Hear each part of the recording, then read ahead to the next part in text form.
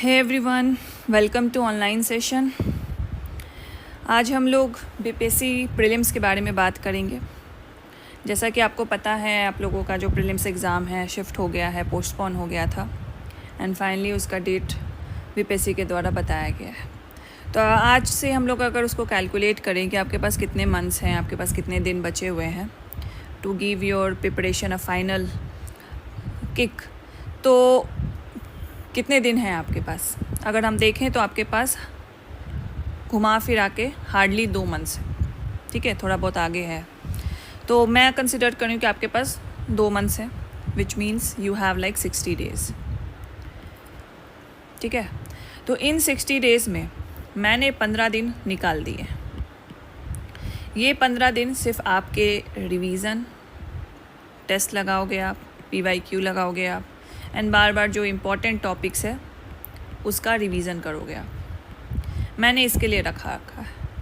तो 45 डेज़ जो आपके पास बचे हुए हैं, we are going to discuss the last 45 days strategy with you for the BPSC prelims examination, कि ये लास्ट 45 डेज़ में what you can do in order to qualify the BPSC PT. ठीक है, so in this video I am going to discuss the most important topics. Last video में आपको पता होगा कि मैंने आपके साथ 100 मोस्ट इम्पॉर्टेंट टॉपिक्स का डिस्कशन किया था। I have increase this to 150 most important topics. ये 100 मोस्ट इम्पॉर्टेंट टॉपिक्स ऑलमोस्ट आपका 90 to 95% सिलेबस था ही प्रीलिम्स का। उसमें मैंने 50 टॉपिक्स और ऐड ऑन किया है, जो कि उन्हीं टॉपिक्स में कुछ सब टॉपिक्स हैं जो रिलेवेंट हैं, जो इसकी रिपीटेटिव जो रेशियो है वो ज़्यादा है बीपीएससी पीटी में, तो इसीलिए मैंने उसको इंक्लूड कर दिया है। तो we are going to see the 150 most important topic that you have to do it. कैसे भी करना है, इसको करना है। बहुत लोग ने अच्छी पढ़ाई अभी तक की होगी, क्योंकि वो सोच रहे थे कि प्रीलिम्स का एग्ज़ाम हो जाएगा अपने टाइमली शेड्यूल पे, बट ऐसा नहीं हुआ। तो उनके लिए है कि अगर आपने 150 में 150 टॉपिक्स आपने कर लिए हैं, you have to focus on your revision game. And जिन लोगों ने नहीं किया है, first of all complete this topic, complete कीजिए इसको, then you will have to do the revision. तो हम इसमें नेक्स्ट जो फेज़ होगा, हम आपके रिवीजन के भी बारे में बात करेंगे कि कितने नंबर ऑफ रिवीजन्स आपको करने चाहिए, what should be the pattern, कि किस तरीके से आप रिवीजन करोगे, कितने दिनों के बाद वो रिपीटेटिव होना चाहिए, उसके बारे में बात करेंगे। नेक्स्ट मोस्ट इम्पॉर्टेंट थिंग कि डेली शेड्यूल आपका क्या होना चाहिए for any examination and specifically civil services examination. हम पूरे टॉपिक्स को एंड टू एंड कवर नहीं कर सकते। कोई भी ऐसा आपको नहीं मिलेगा, सेलेक्टेड हो, टॉपर हो, कोई भी हो, ये कोई भी नहीं बोल सकता कि आप मेरा जो है सारा मतलब एंड टू एंड जितना भी सिलेबस से डायरेक्ट इनडायरेक्ट लिंकेजेस वाले टॉपिक है, सब कुछ एंड टू एंड कंप्लीटेड है। नहीं, पॉसिबल ही नहीं है ये। आई हैव क्वालिफाइड 67, 68 और 69 BPSC consequently, not only prelims but mains and the final selection as well. 69th में I dropped interview intentionally because मुझे नहीं जाना था दूसरे सर्विस में, तो that's why I have dropped it. लेकिन 69th में भी मैंने मेंस क्वालिफाई किया विद गुड मार्क्स, जो अगर मैं इंटरव्यू देती I will be in like top 30, top 20 में आ जाती मैं उसमें भी। But the purpose of telling you this कि what I am saying here you can believe on it, because I have done it by myself. तो मैंने 68, 69, 67 तीनों क्वालिफाई किए। 67 ओल्ड पैटर्न पे चल रहा था, 68 और 69 से हमें चेंजेस देखने को मिले। 68 में कंसेप्चुअल वाले क्वेश्चंस आए, 69th में और कंसेप्चुअल वाले क्वेश्चन आए, एंड देन फिर 70th को आप लोग को तो पता ही है किस तरीके से रहा। So the pattern I have seen it. मैंने 67 का जो फैक्चुअल वाला था वो भी क्वालिफाई किया विद गुड मार्क्स। 68 का जो कंसेप्चुअल वाला भी था वो भी मैंने क्वालिफाई किया with good marks. And 69th में जो इतना टफ क्वेश्चन कर दिया था ऑलमोस्ट, तो वो भी मैंने क्वालिफाई किया विथ 90+ मार्क्स। ठीक है, सो डेली शेड्यूल आपका क्या होना चाहिए for any examination you are preparing, there must be a daily schedule that you have to follow for your dreams to achieve, for your goal to achieve. You have to do the boring thing repeatedly. Daily आपको boring ही thing करना होगा, daily आपका fix routine रहेगा, and this is the sacrifice that you have to give. कि अगर आपको BPSC qualify करना है, आपको ग्रुप बी ऑफिसर बनना है, स्टेट गवर्नमेंट का ऑफिसर बनना है, then you have to sacrifice it. आपके डे एडवेंचरस नहीं हो सकते कि आज वहाँ घूमने चले गए, आज पहाड़ों पे निकल गए, तो आज गंगा नदी के किनारे बैठ गए, ये नहीं कर सकते आप। You can not afford it. तो अगर आप किसी गोल को अचीव करते हो, you have to make your day boring. एक ही चीज़ को रिपीट करना है, उठना है, फ्रेश होना है, खाना खाना है, पढ़ना है, खाना खाना है, फिर पढ़ना है, एंड देन डिनर करना है, फिर लास्ट में रिवीजन करना है, सोना है। This should be the daily schedule of an aspirant looks like. ठीक है, तो we are going to discuss how the daily schedule should be framed for you. Then obviously the role of PYQ, I cannot emphasize on it more. I don't think कि मेरे से ज़्यादा कोई PYQ के बारे में बात भी करता है. From mains, from prelims, I only talk about PYQ, and I only governed by the PYQ. It is like the northern star for the BPSC aspirant. And mock test लगाना है कि नहीं लगाना है. We are going to discuss all of this in this video. So stay, मतलब बने रहिए, because अभी जो आप लोगों की रिटेंशन रेशियो है बहुत ज़्यादा कम है, रिटेंशन परसेंटेज है बहुत ज़्यादा कम है. 2 मिनट देखा, वीडियो से निकल गए. तो फॉर दोज जो एंड तक टिके रहते हैं वही सिंसियर होते हैं. ठीक है, चलिए देखते हैं हम लोग. टॉपिक्स पहले देख लेते हैं. चलिए मैं पहले आपको डेली शेड्यूल बता देती हूँ कि how should your day should be framed and how it should look like. तो डेली आपका जो डे होगा उसको आप 3 स्लॉट में डिवाइड कीजिए.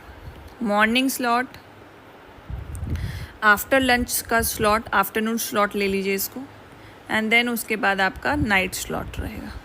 ठीक है, तो मॉर्निंग स्लॉट बहुत लोग हैं जो 8 ही बजे से पढ़ाई स्टार्ट कर देते हैं, बहुत लोग हैं 10 बजे से ही पढ़ाई स्टार्ट कर देते हैं. तो अभी जैसे एग्ज़ाम हमारा करीब है, एंड जैसे एग्ज़ाम करीब आता है तो वैसे हमें अपने स्टडी जो आवर्स हैं उसको बढ़ा देना चाहिए. तो ऑन एवरेज आपको 7 से 8 घंटे तो पढ़ने चाहिए अभी. ठीक है, and it also depend upon कि आपका अभी तक का तैयारी कैसा है, तो उस हिसाब से भी आप पूरे अप्रोच को भी चेंज कर सकते हैं. तो उस पर भी हम लोग डिस्कस करेंगे. तो अभी मैं उन लोगों के लिए डिस्कशन कर रही हूँ जो लोग अभी प्रीलिम्स पे ही इंटायरली फोकस करना चाहते हैं, बिकॉज अभी तक उन्होंने प्रीलिम्स पे ज़्यादा कुछ किया नहीं था. And the postponement of this examination works in their favour में उनके लिए काम किया, because they are looking for the time, more time. तो अभी वो लोग सिर्फ प्रीलिम्स पे फोकस करना चाहते हैं. तो आई वुड से कि 7 से 8 घंटे पढ़िए, एंड उस 7 से 8 घंटों में इसको आप 3 स्लॉट्स में डिवाइड कर लीजिए. मॉर्निंग स्लॉट डिपेंडिंग अपॉन कि आप 8 घंटे से पढ़े, 10 घंटे से पढ़ रहे हैं, तो 10 बजे से पढ़ रहे हैं, 8 बजे से पढ़ रहे हैं, सॉरी. तो अगर आप उसमें 8 बजे से पढ़ रहे हैं तो इसको 3 घंटे का स्लॉट रखिए. अगर आप 10 बजे से पढ़ रहे हैं तो इसको 2 घंटे का स्लॉट रखिए. ठीक है, तो ये स्लॉट को आप 3-3-3 में भी डिवाइड कर सकते हैं, 2-3-3 में भी डिवाइड कर सकते हैं. ठीक है, this is up to you. अब मॉर्निंग स्लॉट है, आफ्टरनून स्लॉट है, एंड द नाइट स्लॉट है. अब इसमें एक स्लॉट में आपको PYQ प्लस एक टेस्ट रखना होगा. PYQ प्लस एक टेस्ट रखना होगा. अगर आप मॉक टेस्ट दे रहे हो किसी का तो मॉक टेस्ट रख लो, एंड एक PYQ तो आपको रखना होगा. दोनों में से एक रख लो, एंड दोनों मैनेज कर सकते हो तो दोनों रख लो. ठीक है, डेली बेसिस पे टेस्ट लगाना is not possible, but PYQ तो आप डेली बेसिस पे लगा सकते हो. And this not only include कि आप ये इसको मॉर्निंग में रखो या आफ्टरनून स्लॉट में रखो या इवनिंग स्लॉट में रखो. और दिस नॉट ओनली इंक्लूड कि बस PYQ को लगा लिया, टेस्ट सीरीज़ को लगा लिया, एक मॉक टेस्ट लगा लिया, बस छोड़ दिया. नो, दिस ऑल्सो इंक्लूड कि you have to do the analysis. Test लगाने पर डू द एनालिसिस कि जो गलतियाँ की हैं आपने क्यों की हैं, कहाँ पे गलतियाँ हुई हैं, एंड जो इंपॉर्टेंट चीज़ आपको फैक्ट्स मिला है, कुछ नया कंसेप्ट मिला है, वो आप अपने जो आपका जो फंडामेंटल नोट्स है उसमें जाके लिखो उसको, राइट देयर. तो ये आपका एक स्लॉट में होना चाहिए. तो बाकी आप मॉर्निंग स्लॉट रखो, आफ्टरनून स्लॉट रखो या नाइट स्लॉट रखो, आपको इसमें फिक्स करना है. ठीक है, अगर मुझसे पूछोगे if I am preparing for this prelims, और जो मैंने अभी तक प्रीलिम्स किया है तो उसमें मैं हमेशा जो टेस्ट लगाती थी, तो मेंस का अगर टेस्ट लगाया था तो मॉर्निंग स्लॉट्स में हमेशा रखती थी. अगर मेंस का टेस्ट नहीं है, प्रीलिम्स का टेस्ट है, तो मैं उसको हमेशा नाइट शिफ्ट में रखती थी. नाइट शिफ्ट में I do the PYQ, I do the test series, कोई मॉक टेस्ट लगा लिया एंड देन उसका एनालिसिस कर लिया. तो मेरे हिसाब से नाइट शिफ्ट में आप टेस्ट को रख सकते हो. कमिंग टू जो 2 स्लॉट्स आपके पास बच गए, ठीक है, इसमें आप कुछ और भी डाल सकते हो. फॉर एग्जांपल आप DI के 10 मैथ्स को भी कर लो. 2 घंटे का आपका PYQ है, लगाना है आपको।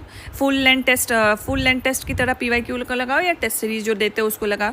2 घंटे है, 2 घंटे ज़्यादा लगते नहीं हैं, मतलब रियल एग्ज़ाम की तरह 2 घंटे हमारे पूरे नहीं रहते, बिकॉज वहाँ पे हमें OMR वगैरह भरना पड़ता है। OMR के साथ जो प्रैक्टिस करोगे ना वो एकदम लास्ट में कर सकते हो, लाइक आप लाइक 1 मंथ पहले से कर सकते हो या 20 दिन पहले से कर सकते हो, अभी से करने की ज़रूरत नहीं है। तो आपका 2 घंटे का पेपर है तो उस 2 घंटे में आपका एनालिसिस भी हो जाना चाहिए, 2 से ढाई घंटे में हो जाना चाहिए। तो 2.5 घंटे में आप टेस्ट भी लगा लो एंड साथ साथ एनालिसिस भी कर लो, प्लस जो आपको उसमें आधा घंटा बचता है उसमें कुछ DI के क्वेश्चन लगा लो, PYQ को अटेम्प्ट कर लो। बाकी जो 2 स्लॉट्स बचता है, इन 2 स्लॉट्स में एटलीस्ट आप 3 सब्जेक्ट्स को लेके चलोगे, एटलीस्ट 3 सब्जेक्ट को, और डाल सकते हो 4 डाल सकते हो, 4 डालो, लेकिन ये 2 स्लॉट में एटलीस्ट 3 सब्जेक्ट को आपको लेके चलना है। तो 2 स्लॉट में आपके अराउंड 6 से या 5 घंटे से ऐसे रहेंगे, तो उसको डिवाइड कर लो, 2 का डिवाइड कर लो, 2 1 का डिवाइड कर लो, जिसमें से 3 सब्जेक्ट में 1 सब्जेक्ट तो आपका फिक्स है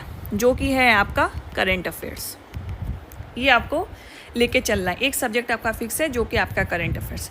बाकी 2 subject you can choose and combine according to the priority which is given by the BPSC in the prelims examination। तो फॉर एग्जांपल साइंस हो गया, हिस्ट्री हो गया, बिहार स्पेशल हो गया, ठीक है। देन उसके बाद हिस्ट्री में भी मॉडर्न हिस्ट्री बहुत ज़्यादा इंपॉर्टेंट हो जाता है, बिहार स्पेशल हमने मेंशन कर दिया। उसके बाद ज्योग्राफी हो गया, ये सारे जो सब्जेक्ट हैं इसको आप पहले कवर करोगे सो दैट इसका जो बाद में आप रिवीजन इसका ज़्यादा कर पाओगे। तो फॉर एग्जांपल अभी जो आप स्टार्ट कर रहे हो तो आप एक साइंस रखोगे, हिस्ट्री रख लो, हिस्ट्री में बेसिकली आप स्टार्ट करो तो चलो एंशिएंट हिस्ट्री से स्टार्ट कर लो, एंड प्लस आप एक करंट अफेयर्स रखो। ये आपका स्लॉट होना चाहिए, ठीक है। 2 घंटे का स्लॉट है। अब ये 2 घंटे आपने अगर साइंस के लिए फिक्स किए हैं, डोंट लिंगर इट टू 3 और 4 घंटे, इसको मत लेके जाओ। 2 घंटे हैं तो 2 घंटे का 2 घंटा 15 मिनट हो सकता है, 2 घंटा 30 मिनट हो सकता है, मतलब 2.5 घंटा हो सकता है, बट उसको 3-4 घंटे में मत करो। It will impact your time for the other subject जो आपने अलॉट किया है, तो वो चीज़ नहीं करनी है, ठीक है। You have to restrict yourself कि चलो ठीक है 2 घंटे में मैंने जितना सोचा था उसका बस मैंने 80% 90% ही किया, कोई बात नहीं, मैं उतना ही करके सेटिस्फाई रहूँगा क्योंकि मुझे दूसरे सब्जेक्ट्स को भी कवर करना है, ठीक है। तो ये आपने दिमाग में फिक्स रखो कि एटलीस्ट 3 सब्जेक्ट्स मुझे करना है और 3 स्लॉट्स मुझे अपने डे को डिवाइड करना है, एंड डेली बेसिस पे इधर मुझे PYQ को लगाना है या कोई टेस्ट लगाना है और उसका एनालिसिस ज़रूर करना है।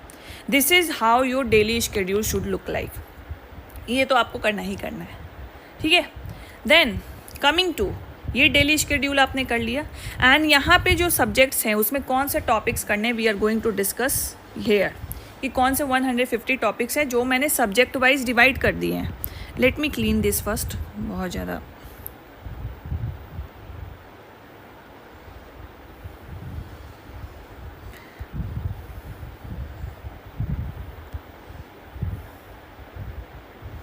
चलिए।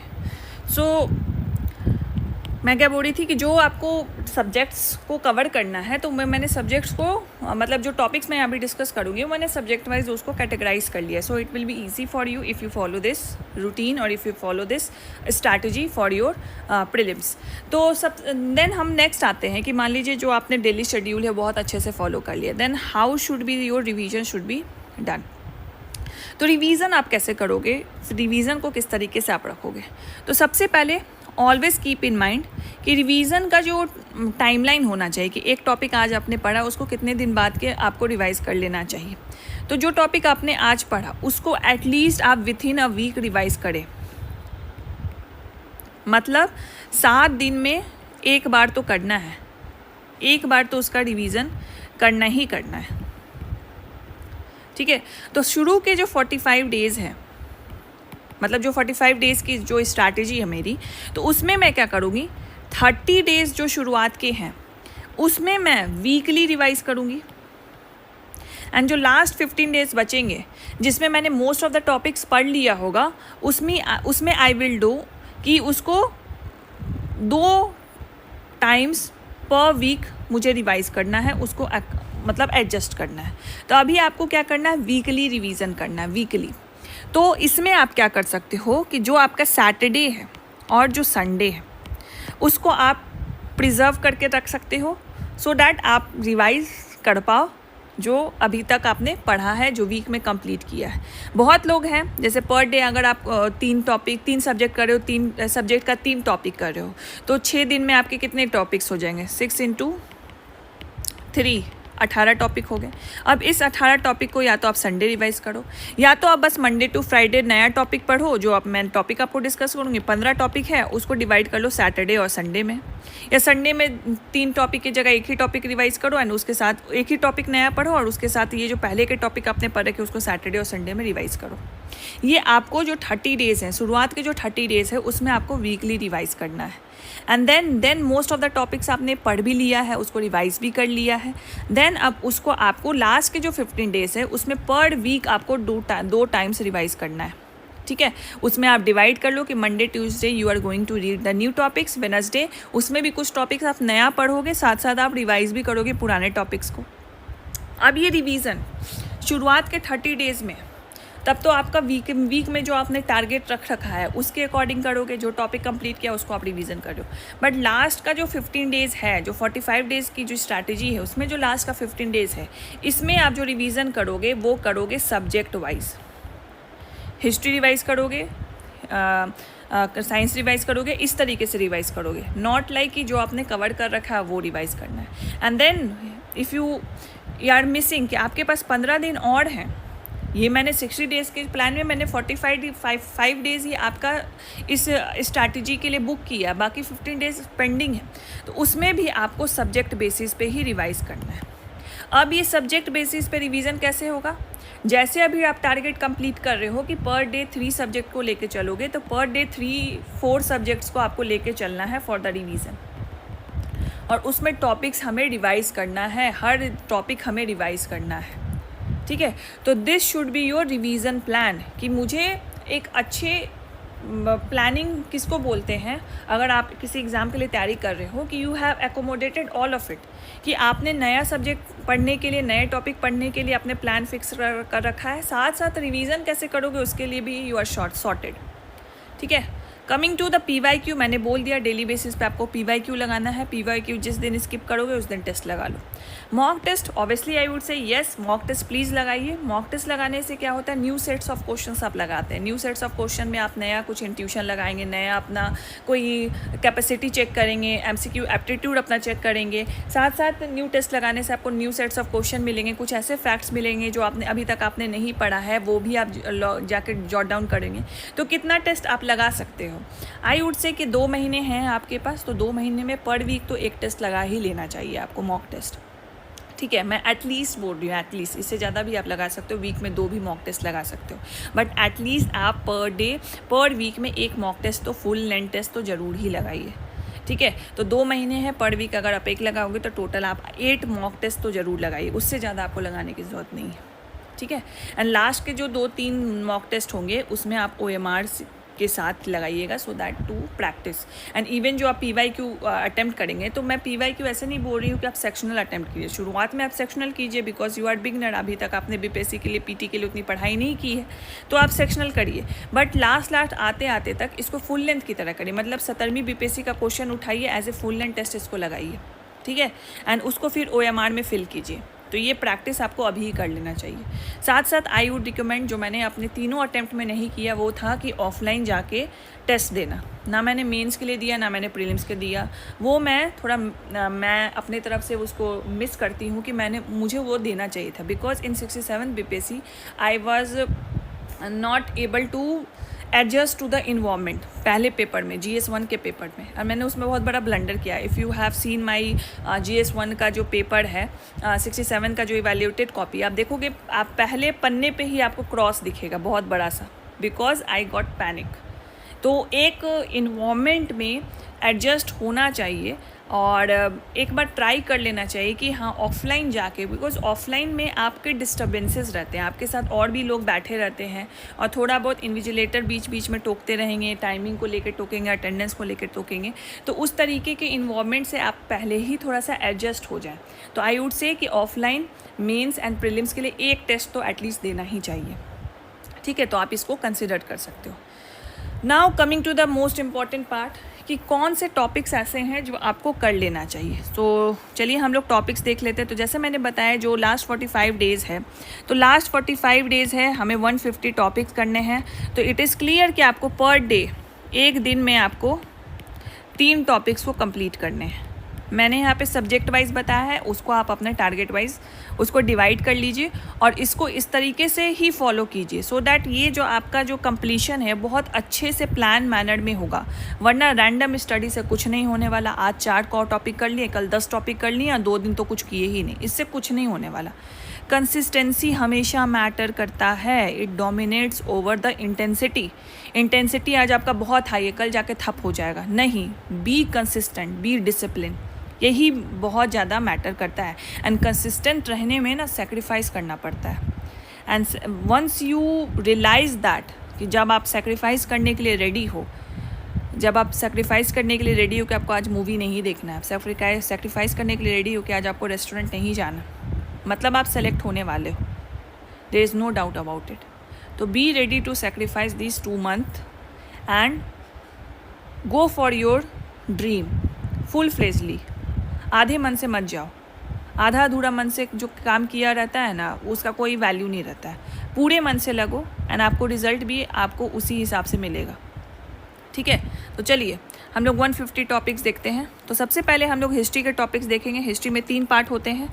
यू नो कि हिस्ट्री में होता है ancient history, medieval history, modern history.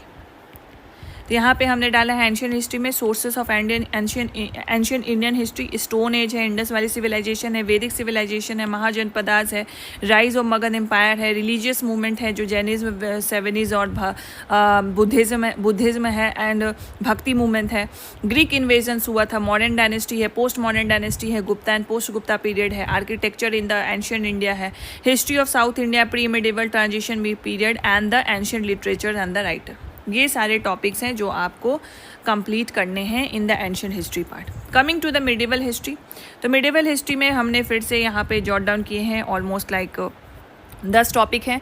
तो मुस्लिम इन्वेजन जो हुआ था, विजयनगरा एम्पायर जो बना था, दिल्ली सल्तनत हो गया, प्रोविजनल डायनेस्टी जो थी नॉर्थ इंडिया और डेक्कन में, भक्ति एंड सूफी मूवमेंट हुआ था, मुगल डायनेस्टी है, बहुत इंपॉर्टेंट है, मुगल एडमिनिस्ट्रेशन, मुगल पीरियड में जो मिसलेनियस क्वेश्चंस पूछे जाते हैं related to the art and architecture, फिर एडमिनिस्ट्रेशन से रिलेटेड बहुत सारे क्वेश्चन पूछते हैं, कुछ एडमिनिस्ट्रेशन का फीचर दे दिया जाएगा एंड बोला जाएगा कि कौन से मुगल रूलर के अंतर्गत ये फीचर्स था एडमिनिस्ट्रेशन में।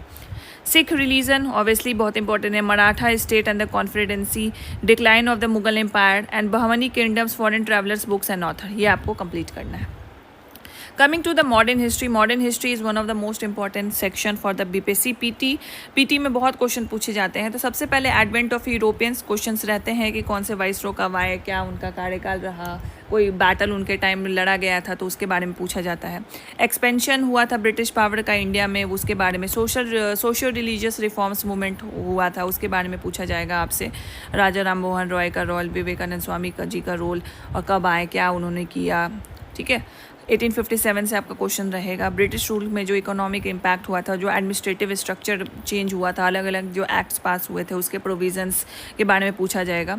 ठीक है, pre Congress political parties and formation of INCs, Congress sessions बहुत इंपॉर्टेंट है। कौन सा कांग्रेस सेशन कहाँ पे हुआ, किस ईयर में हुआ, कौन उसका प्रेसिडेंट रहा, उस कांग्रेस सेशन में क्या पास हुआ था एंड कौन से मूवमेंट से पहले कौन सा कांग्रेस सेशन हुआ था, ये सब लिंक करके पढ़ना बहुत ज़रूरी हो जाता है। पार्टीशन ऑफ बंगाल हुआ था, स्वदेशी मूवमेंट हुआ था, रिवॉल्यूशनरी एक्टिविटीज़ के बारे में। मुस्लिम कब बना, मॉडले मिंटो रिफॉर्म कब पास हुआ, क्या उसमें ये था, मॉडले कौन था, मिंटो कौन था, दिल्ली दरबार में क्या हुआ, कौन उस टाइम क्वीन थी, उसके बाद नाम वगैरह आपसे पूछे जाएंगे। गांधी अराइवल बहुत ज़्यादा इंपॉर्टेंट हो जाता है। Home rule movement, Rowlatt act, Khilafat non cooperation movement, trade union, अलग अलग कम्युनिस्ट पार्टी बनी, पीजन मूवमेंट जो अलग अलग जगह पे कब हुआ, कौन उसका लीडर था, क्या किस एरिया में हुआ एंड क्या उसका इम्पैक्ट हुआ। किसान सभा, कांग्रेस सोशलिस्ट पार्टी जो बिहार में भी उसका एंगल बना था वो भी आपको देखना है। Swaraj party, Simon commission, Nehru report, civil disobedience movement, Gandhi Irwin report, round table conference,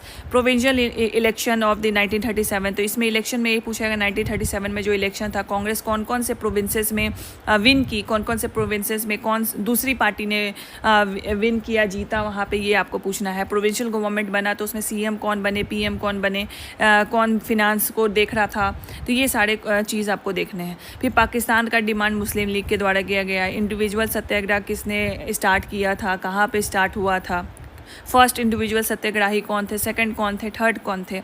Cripps movement and the quit India movement, ये हो गया। सुभाष चंद्र बोस एंड आज़ाद हिंद फौज, इनसे भी रिलेटेड क्वेश्चन रहते हैं कि आज़ाद हिंद फौज कब बना, सुभाष चंद्र बोस उसमें क्या थे, इसका फाउंडेशन कहाँ पे रखा गया, कौन इसमें लीडर्स इन्वॉल्व थे, ठीक है। इसमें जो फीमेल वाला जो विंग है उसको क्या बोलते हैं, उसको कौन लीड कर रही थी, ये सारे क्वेश्चंस बनते हैं। Cabinet mission plan, constituent assembly and the formation of the interim government, partition, independence, constitutional development and book art author awards, British era commission committee and the miscellaneous, ये क्वेश्चन ये मिलेगा आपको। चलिए, तो इस तरीके से वी हैव कंप्लीटेड, हमने टोटल इसमें 47 जो टॉपिक्स हैं which is more than enough for the BPSC PT।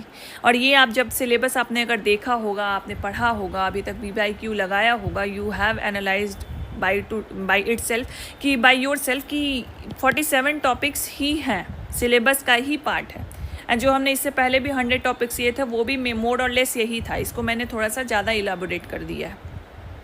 Coming to the polity part, तो पॉलिटी में ऑब्वियसली कॉन्स्टिट्यूएंट असेंबली जो हिस्टोरिकल बैकग्राउंड रहा है कॉन्स्टिट्यूशन मेकिंग का वो है, प्रियम्बल है, यूनियन स्टेट है, यूनियन टेरिटरीज है, सिटीजनशिप है, फंडामेंटल राइट्स है, DPS पे फंडामेंटल ड्यूटी बहुत इंपॉर्टेंट है। अमेंडमेंट्स जो अलग अलग कॉन्स्टिट्यूशन में हुए हैं, कब हुए हैं, किनके कार्यकाल में हुए हैं, क्या अमेंडमेंट हुआ था, बिहार पे क्या कुछ अलग से इम्पैक्ट पड़ा है वो देखना है आपको।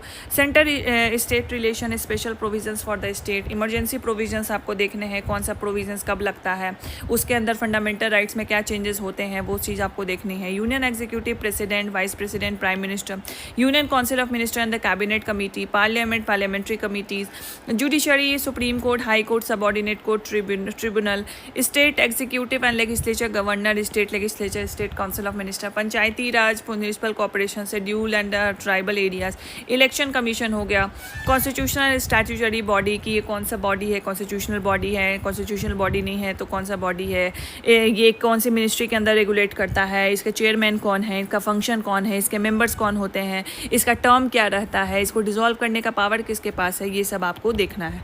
कोऑपरेटिव सोसाइटीज़, ऑफिशियल लैंग्वेजेस कौन सी है वो पढ़ना है आपको, स्केड्यूल्स जो होते हैं कॉन्स्टिट्यूशन के। पॉलिटिकल पार्टीज़ हो गए, schedule of constitution, important article, current constitutional issues हैं जो इधर रिसेंट के बिल हैं वो कौन से बिल हैं, कौन से एक्ट से पास हुए हैं, वो चीज़ आपको देखनी है। एंड द मिसलेनियस, जो भी मिसलेनियस टॉपिक्स हैं पॉलिटी से रिलेटेड वो आपको इसमें कवर करने हैं, ठीक है। तो इस तरीके से पॉलिटी में भी आप अगर देखोगे तो ऑलमोस्ट इसमें आपके 22 to 23 टॉपिक्स हैं, 22 to 23 टॉपिक्स हैं।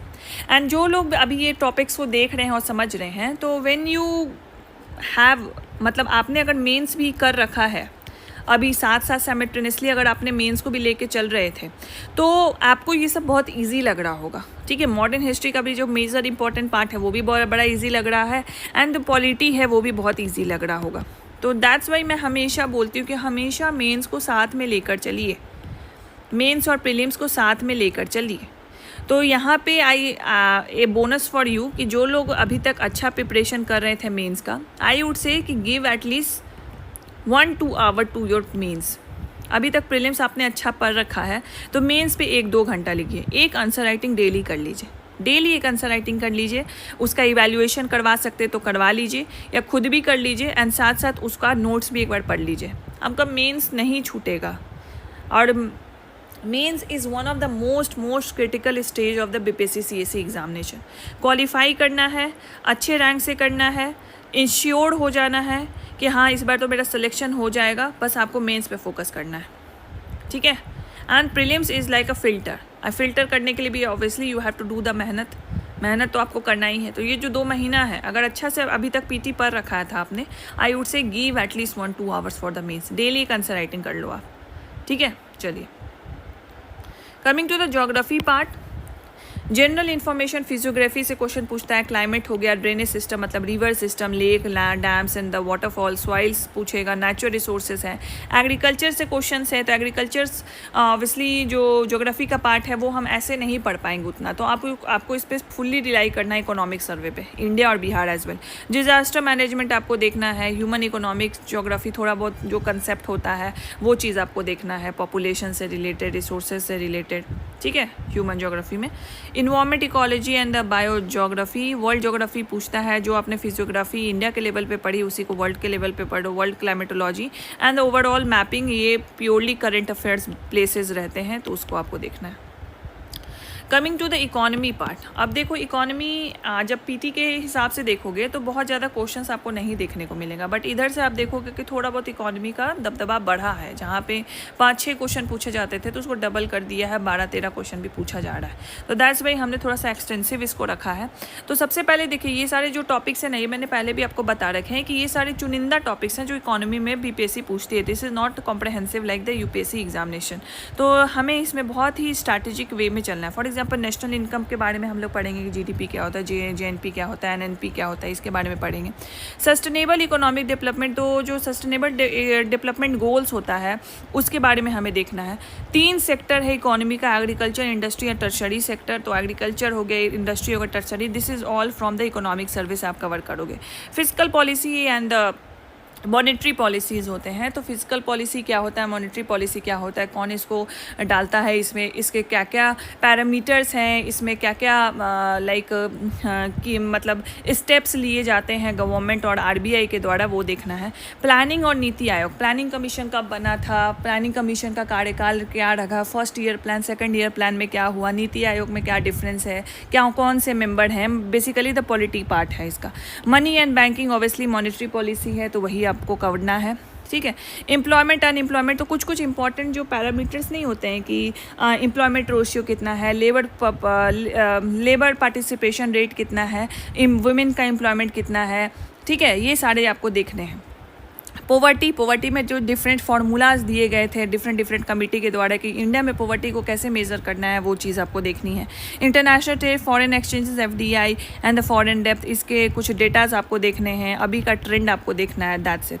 इंटरनेशनल इंस्टीट्यूशनल देखना है, फॉर एग्जाम्पल WTO हो गया, एंड उसका फाउंडेशन कब हुआ, क्या रोल है, कौन कौन मेंबर है, इंडिया कब मेंबर बना, उसी तरह अलग अलग जो बैंक्स बने हैं, एशियन बैंक हो गया वो कब बना, कहाँ पे सिचुएटेड है, हेडक्वार्टर कहाँ है, इंडिया मेंबर है कि नहीं मेंबर है, क्या उसका रोल रहा है, ये देखना है।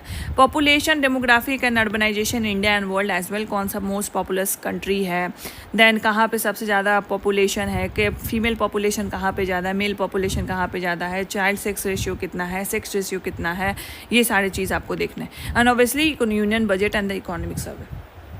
चलिए नेक्स्ट आते हैं साइंस पे, तो ये हो गया आपका बायोलॉजी का, देन फिजिक्स का एंड देन केमिस्ट्री का, ठीक है। तो हमने यहाँ पे कोट कर रखा है, बायोलॉजी के ये सारे टॉपिक्स करने हैं आपको, which is many of you know already.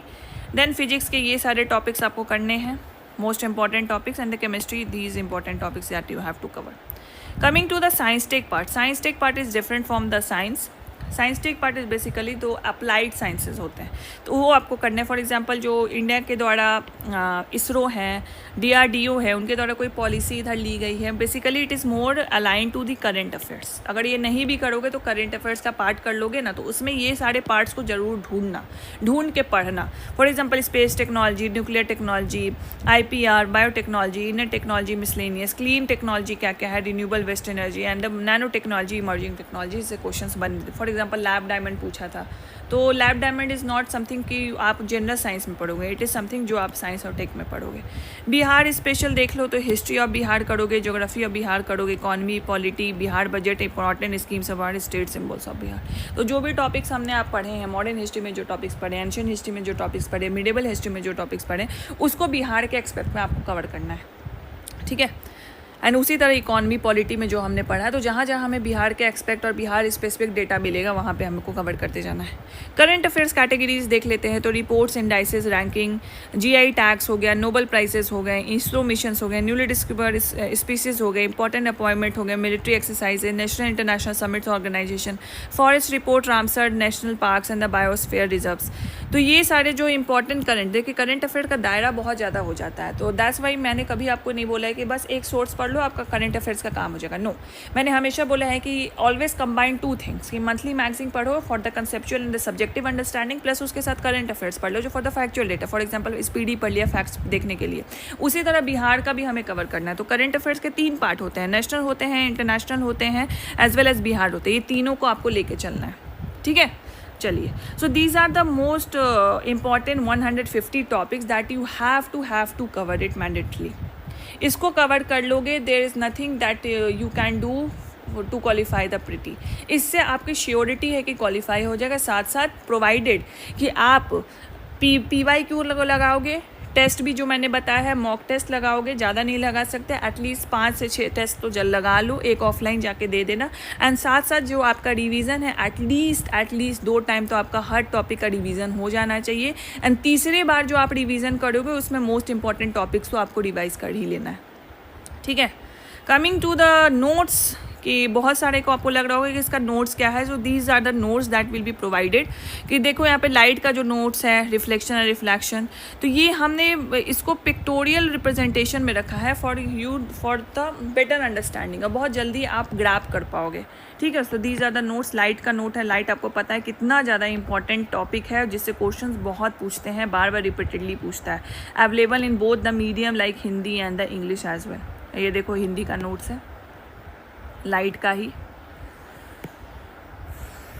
फिर यहाँ पे हमने हिस्ट्री का भी नोट्स डाला है। फॉर एग्जांपल देखो ये जैन धर्म का नोट्स है। So this kind of notes that you will get. बौद्ध धर्म का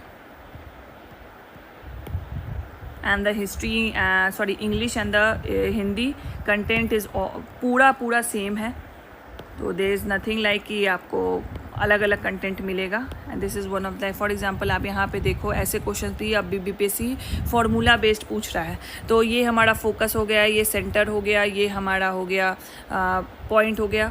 तो यहाँ पे object between focus and the point, तो ये हो जाएगा कहाँ पे इमेज बनेगा, वर्चुअल बनेगा, इरेक्ट बनेगा, लार्जर दैन ऑब्जेक्ट बनेगा, ठीक है। Object between the focus and the centre पे अगर हम लोग रखेंगे तो कहाँ बनेगा, बियॉन्ड सेंटर बनेगा तो बियॉन्ड सेंटर बनेगा, कैसा बनेगा तो रियल बनेगा, इन्वर्टेड बनेगा, लार्जर देन ऑब्जेक्ट बनेगा। तो एक जगह आपको सारे जो प्रोबेबिलिटी है कि कहाँ पे ऑब्जेक्ट रख सकते हैं और मिरर के रिफ्लेक्शन से कहाँ पे बन सकता है वो यहाँ पे हमने दे दिया है। एंड ऐसे क्वेश्चन पूछ रही है BPSC if you have seen the paper of the AEDO वगैरह, ठीक है। यहाँ पे फिर हमने इंग्लिश का डाला है, जैनिज़्म एंड बुद्धिज़्म। बहुत ही कॉम्प्रहेंसिव नोट्स है। You don't have to look at the sources, जहाँ पे सोर्सेज की ज़रूरत होगी वी विल टेल यू कि ये वाले सोर्सेज फॉलो करो। बाकी जो नोट्स आपको मिलेंगे ना वो इन्हीं सोर्सेज को कंपाइल करके हमने बनाया, 2-3 सोर्सेज को कंपाइल करके बनाया। It is one of the most comprehensive notes, ठीक है। So this is the last 45 days strategy for BPSC PT। इसको कंटिन्यू कीजिए एंड इसको फॉलो कीजिए। अगर आपके पास कोई दूसरा प्लान नहीं है and if you have plan but still you are not feeling confident about it, you can go ahead with this because this is one of the most practical, this is one of the most effective plan that you can follow and इसको fully utilize कर सकते हो। अगर इस तरीके से अपना daily schedule रखो, इस तरीके से अपना एक टारगेट रखो कि इतने टॉपिक्स को मुझे इस दिन में करना है और 45 डेज में I have to complete 150 topics with the PYQ with mock test as well as with the analysis of the PYQ and the mock test. अगर ये कर लेते हो, no one can stop you to qualify the PT examination and congratulations, you will get a chance to sit in the mains examination। तब हम लोग फिर से मिलेंगे आपसे, ठीक है। तो चलिए करिए, इसको लगिए and remember one thing that I have told earlier in this video, you have to sacrifice ये 2 महीना, you have to sacrifice your time that you spend on YouTube reels, you have to sacrifice the time you spend on Instagram shorts, you have to sacrifice your मस्ती वाला time, restaurant जाना, movie series देखना, ये देखना, वो देखना, and give your time, all your time to the study। 7 से 8 घंटा डेली आपको पढ़ना है, अगर इसमें आपके टॉपिक्स नहीं कंप्लीट हो पा रहे, means you have to increase your study hour, उसको बढ़ाइए। This is not like hard and fast rule के साथ 8 घंटा मैंने बोल दिया, मैम ने बोल दिया तो ये इतना ही पढ़ना है, नहीं। ये आप पे डिपेंड करता है कि आप इतने टॉपिक को अगर 6 घंटे में कर सकते तो वेल एंड गुड, लेकिन फिर उसके बाद रिलैक्स नहीं करना है। अगर आपके पास एक्स्ट्रा टाइम है, you have to do multiples question. Mains कीजिए, मैंने बोला ना मेंस लेके चलिए, डेली एक आंसर राइटिंग कर लीजिए। जिन्होंने अभी तक उनका लगता है उनका पीटी थोड़ा स्ट्रांग है तो प्लीज़ एक मेंस आंसर राइटिंग कर लीजिए। And believe me if you really want to get selected, balance approach is the solution, उसी से आपका सिलेक्शन हो सकता है। ठीक है, thank you so much for watching.